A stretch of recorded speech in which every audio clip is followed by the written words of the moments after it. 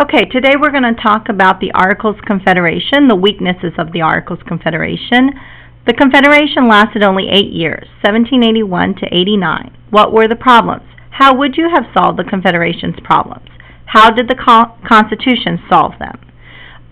There are 7 weaknesses of the Articles of Confederation we're going to talk about today. Let's go ahead and look at number 1. Number 1, no taxing power, no money. The national government gradually went broke. Why? The Confederation government could only request money from the states, but it could not require them to pay taxes. So few of them did. Let's take a look at Uncle Sam. Poor Uncle Sam, who represents the federal government, has a bunch of bills on his desk, and he doesn't have enough money to pay for roads or bridges or canals because the states would not pay their debts or pay their taxes. So he went broke. Even Miss Keene and myself would love to not pay our taxes to the federal government come tax time. But in order for a government to function, it has to have tax money. So that's our first weakness, no taxing power.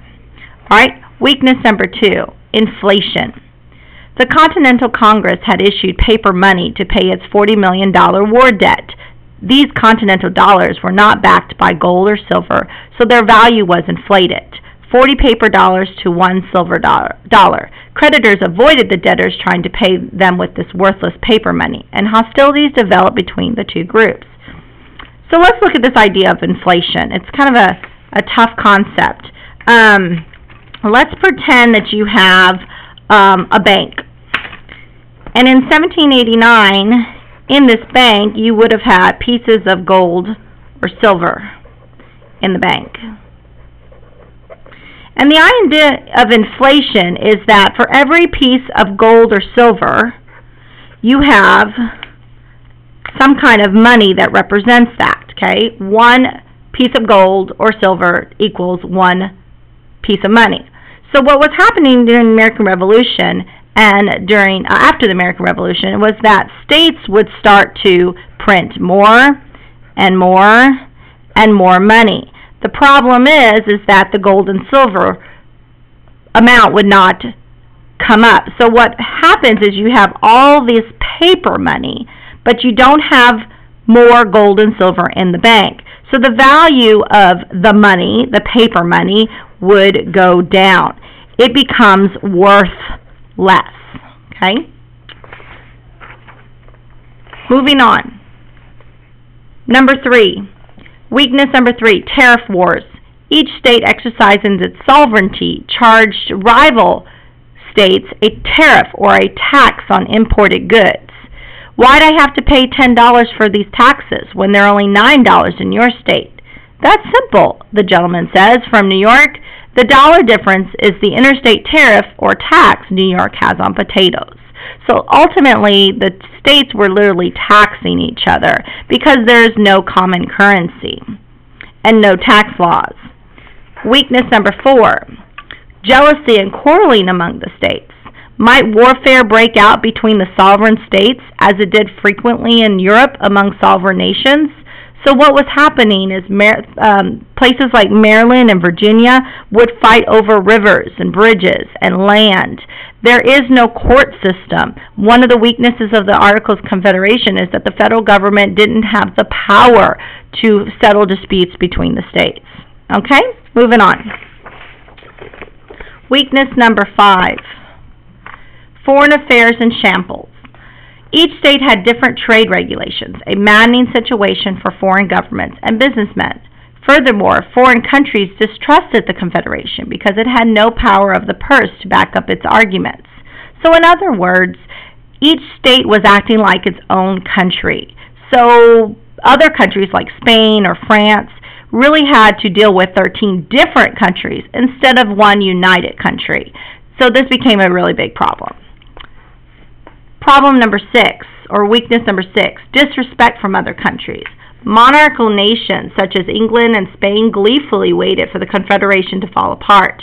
They were certain that this foolish idea of self-government would never work. They'll soon be begging King George to take them back into the British Empire. We really were getting disrespected by other countries.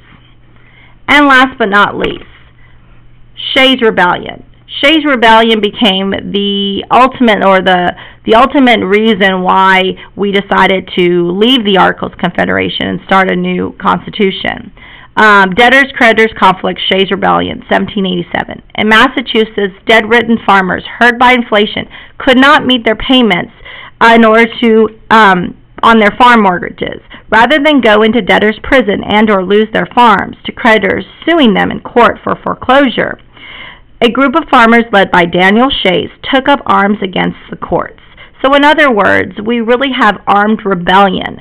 These poor farmers, using inflated money, are trying to pay off their debts. Many of these farmers were American Revolutionary, soldiers, retired soldiers, and they were being kicked off of their land. Even today, when Miss LeBlanc can't pay, let's say, for instance, I own my house, but really the bank owns my house.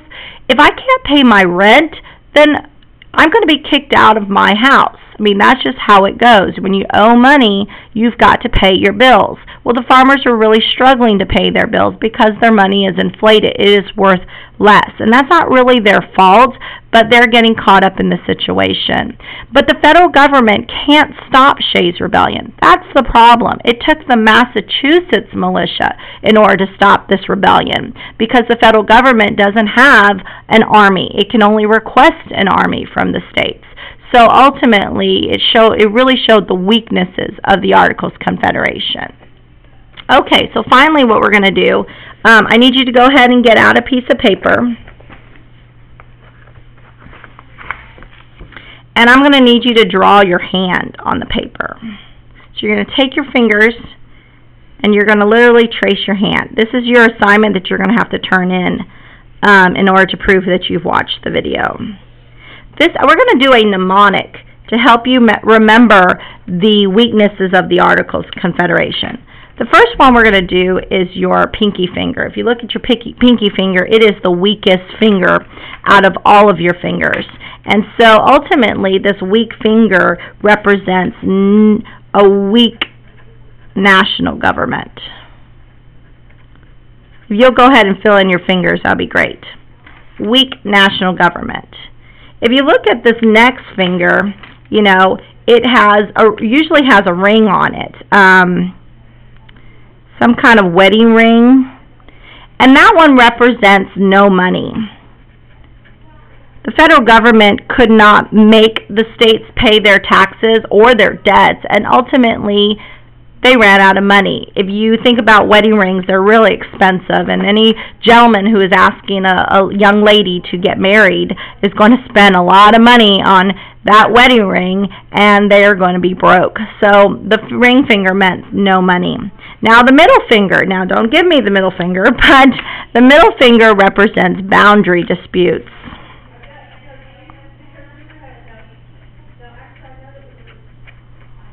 I think I spelled that right. But the middle finger can go this way or that way. It is in the boundary. The states quarreled over what represented their territory. They fought over rivers, they fought over bridges, they fought over land, but the federal government has no court system and no power to help with that dispute. All right? The pointer finger. The pointer finger represents quarreling among the states, or what we call fighting among the states. And the federal government can't do anything to correct this fighting among the states. So really the states are kind of falling apart. All right? The thumb finger represents disrespect by other countries. We were totally getting dissed by other countries.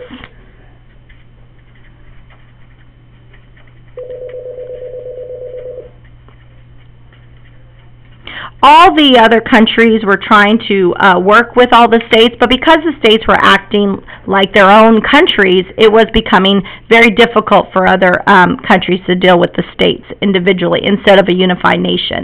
All right, last but not least, to help you with this mnemonic, is the middle of the hand. I always take a little fist, and I kind of go like this, which represents fighting among the states. And for me, this is the farmers. This is Shays Rebellion. Shays Rebellion.